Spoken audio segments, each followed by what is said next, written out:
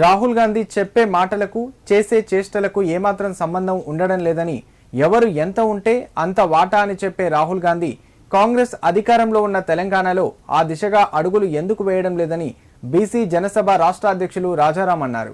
Siddipet press క్లబ్లో ఏర్పాటు చేసిన మీడియా సమావేశంలో యాదవ సంఘాల జేఏసీ నాయకులతో కలిసి ఆయన మాట్లాడారు. తెలంగాణ రాష్ట్రంలో కేబినెట్లో ఒక్క యాదవ మంత్రి కూడా చోటు కల్పించకపోవడం బాధాకరమన్నారు. వెంటనే మంత్రివర్గంలో యాదవులతో పాటు మున్నూరు కాపులకు, ఎంబీసీ కులాల వారికి మంత్రి పదవి కేటాయించాలని డిమాండ్ చేశారు.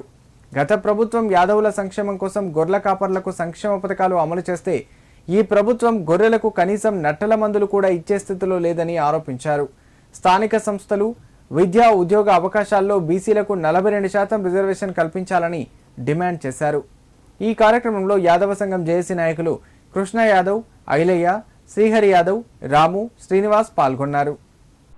యాదవుల ఆత్మగౌరవ సభ జూన్ 30వ తారీఖు నాడు ఇందిరా పార్క్ దగ్గర ఉదయం 11 గంటల నుంచి జరగబోయే ఈ కార్యక్రమానికి సంబంధించి మేము ఇక్కడికి రావడం జరిగింది.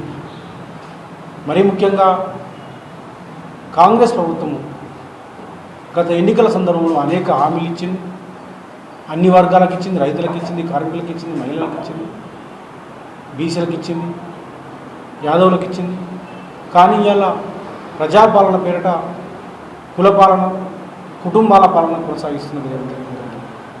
దాంట్లో భాగంగానే మన మంత్రివర్గ విస్తరణలో దాదాపు 28 లక్షల జనాభా ఉన్నటువంటి ఈ దేశంలో, ఈ రాష్ట్రంలో అత్యధిక జనాభా కలిగి ఎంతో చారిత్రక నేపథ్యము, సంస్కృతి కలిగినటువంటి యాదవులకు చోటు లేకుండా మంత్రివర్గాన్ని విస్తరించుకోవడం జరిగింది. ఇది చాలా దుర్మార్గము.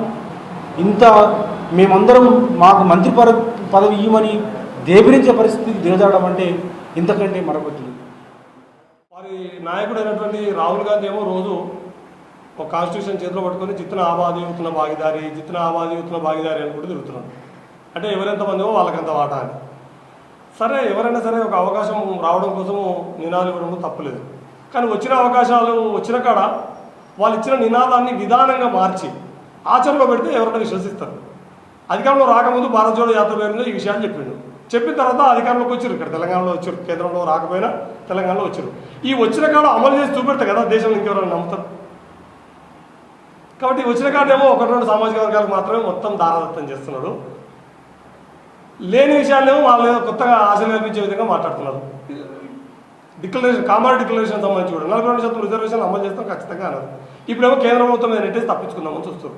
ఈ అన్ని విషయాల మీద మనం మౌనంగా ఉండడం సరైనది కాదు అని చెప్పి రాజారాం యాదవ్ గారి నేతృత్వంలో ఇలా రాష్ట్ర వ్యాప్తంగా అన్ని జిల్లాలు తిరిగి మన సిద్దిపేటకు వచ్చారు.